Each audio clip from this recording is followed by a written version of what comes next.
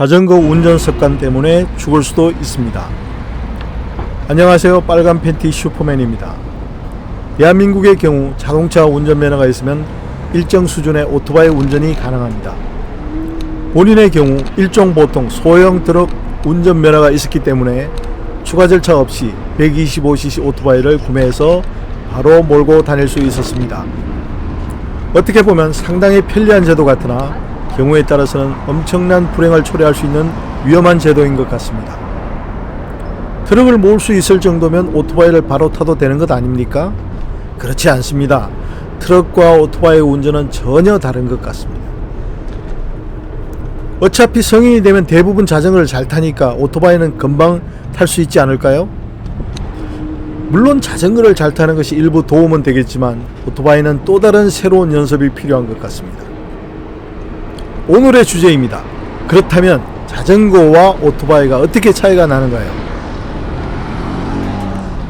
브레이크, 클러치. 결정적인 차이는 바로 왼손 레버입니다.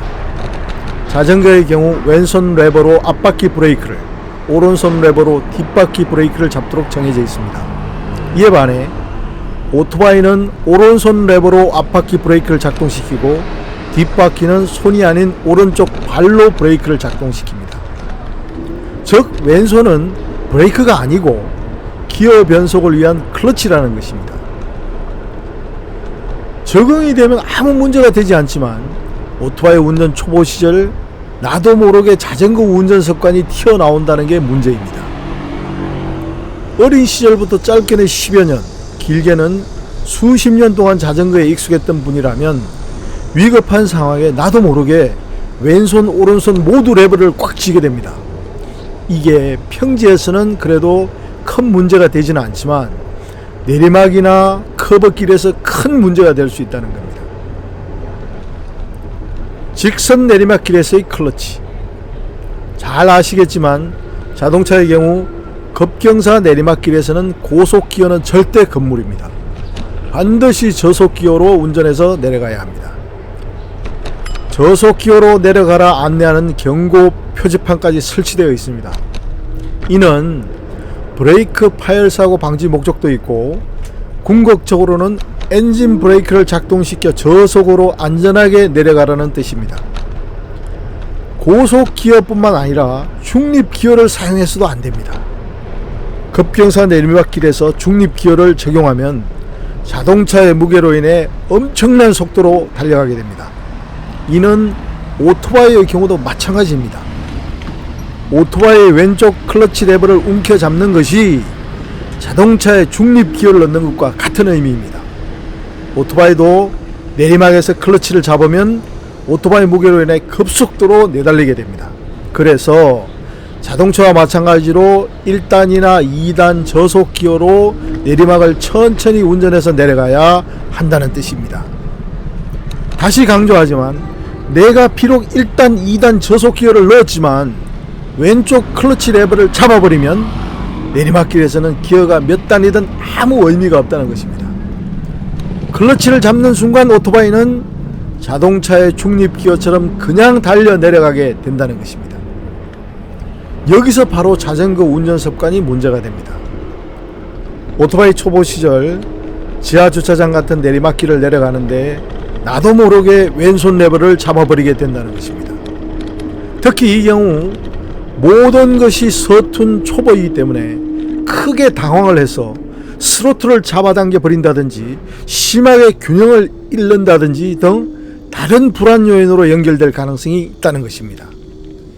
고수들은 비록 실수를 해도 금방 잘못을 수정하고 대처할 능력이 있지만 초보들은 갑자기 오토바이가 빠르게 달려 내려가면 어쩔 줄 몰라 제2의 제3의 실수로 연결된다는 것입니다. 결국 대책은 하루빨리 자전거 운전 습관에서 벗어나 내리막에서 왼손 클러치를 함부로 잡으면 안 된다는 사실을 머리에 각인시켜야 합니다. 그리고 의식적으로 내리막에서 저속 기어에 의한 엔진 브레이크 느낌을 자꾸 느껴보아야 합니다. 저속 기어라 비록 오토바이 움직임은 매끄럽지 않지만 내리막에서도 버텨주는 엔진 브레이크의 묘미를 하루빨리 익혀야 합니다. 혹시라도 자전거 운전 습관 때문에 내리막길에 나도 모르게 왼손 클러치를 잡았다면 다시 반클러치 상태로, 그리고 이어서 완전히 클러치 레버를 놓아버리면 그만입니다. 물론 갑자기 레버를 확 놓아버리면 시동이 꺼질 수도 있습니다만, 내리막은 오르막과 달리 오토바이 무게로 인한 추진력이 있기 때문에 시동이 잘 꺼지지는 않습니다. 혹시라도 시동이 꺼졌다면 당황하지 말고 브레이크를 잡은 상태에서 다시 시동을 켜면 됩니다. 해쳐야 돼. 눈 감아 빨리. 대체 저기 있어? 구독, 찍고 있지? 눈 감아. 구독과 좋아요. 구독과 좋아요. 곡선 내리막길에서의 클러치. 위에서 언급했던 것은 직선 내리막길에서의 경우이고, 지금 설명드릴 내용은 곡선 내리막길의 경우입니다. 실제로 초보 시절 나들목 형식의 커버 내리막길을 내려가다가 나도 모르게 클러치를 잡는 바람에 오토바이 속도가 빨라지고, 이로 인해 회전 반경이 늘어나는 바람에 커버길 안전 펜스를 들이받을 뻔했던 적이 있습니다. 브레이크가 조금만 늦었다면 아마 펜스에 부딪혀 오토바이와 함께 언덕 아래로 굴렀을 겁니다. 이처럼 내리막 커버길 회전 반경이 통제 불가능 수준으로 커지는 것은 아마도 오토바이의 엄청난 무게 때문인 것 같습니다. 물론 평지 커버길도 조심해야 합니다. 내리막 커버길은 물론이요, 평지 커버길도 마찬가지로 조심해야 합니다. 오토바이를 잘 조정할 수 있는 수준으로 오토바이 속도를 줄여야 합니다. 비록 뒤따라오던 자동차가 짜증스럽게 경적을 울리더라도 꿋꿋하게 나의 페이스대로 안전하게 회전해야 합니다.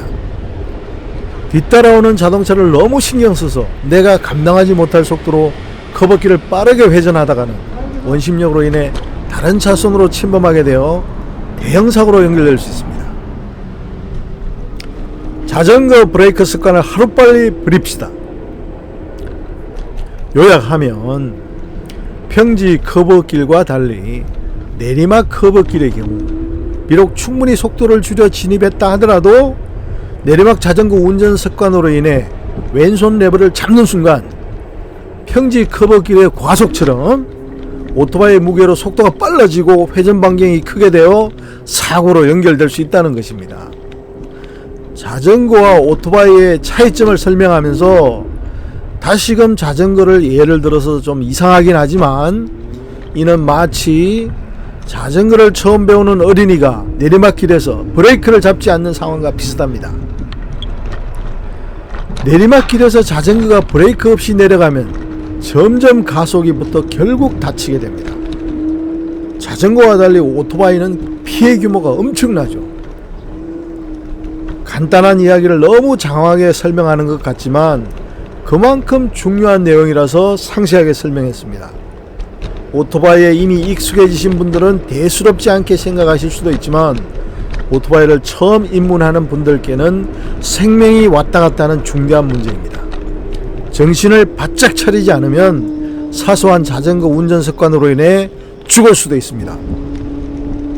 내리막길에서 나도 모르게 양손 모두 레버를 잡는 자전거 운전 습관을 하루빨리 버립시다. 감사합니다.